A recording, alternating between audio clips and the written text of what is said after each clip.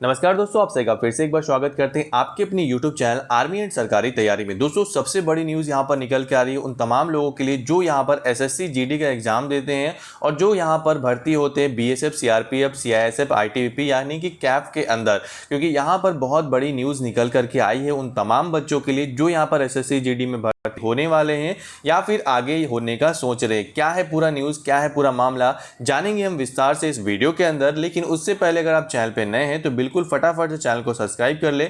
नीचे एक सब्सक्राइब का बटन है, बगल में एक छोटी सी घंटी है, दोनों को आज ही दबा ले ताकि आने वाले समय में आपको जितनी भी जानकारी हो डिफेंस या फिर गवर्नमेंट जॉब की वो सबसे पहले आपको मिलते रहे। सबसे पहले मैं आपको यहाँ पर बताना चाहता हूँ, ये जो जानकारी है मैं हिंदू की जो ऑफिशियल वेबसाइट है द हिंदू की, वहां से मैं आपको निकाल करके दे रहा हूँ ताकि आपको कोई भी चीज़ यहाँ पर डाउट ना रहे। और ये न्यूज़ एकदम करंट की है, ज़्यादा दिन भी ओल्ड नहीं हुई है। सबसे पहले अगर आप देखेंगे तो NSA Ajit Doval suggest integration of CAP during deployment. जी हाँ, आपने बिल्कुल सही सुना।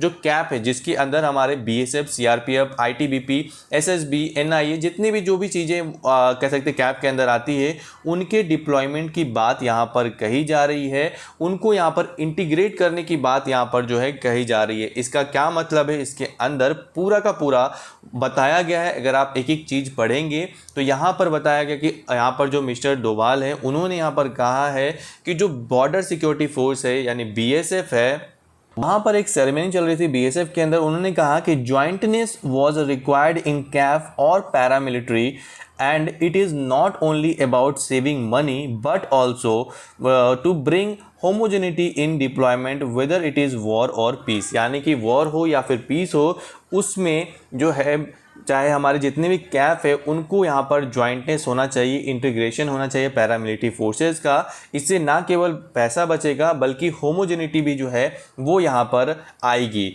यानी कि साफ तौर पर यहाँ पर ये कहा जा रहा है कि जो यहाँ पर बीएसएफ है, अगर मान लीजिए कहीं वॉर हो रहा है या फिर कुछ भी हो रहा है तो उस समय अगर बीएसएफ के वहाँ पे जवान कम है या फिर वहाँ पे टुकड़ी कम है तो उस समय जो है दूसरे फोर्सेस को भी वहाँ पे डिप्लॉय किया जा सके। यानी कि मान लीजिए वहाँ पर बीएसएफ थोड़े कम पड़ रहे हैं तो यहाँ पर सीआरपीएफ को भी जो है उस जगह पर जो है बॉर्डर के पास भेजा जा सके। ऐसा यहाँ पर जो है सिस्टम होना चाहिए, ऐसा उनका यहाँ पर सजेशन निकल करके आया है।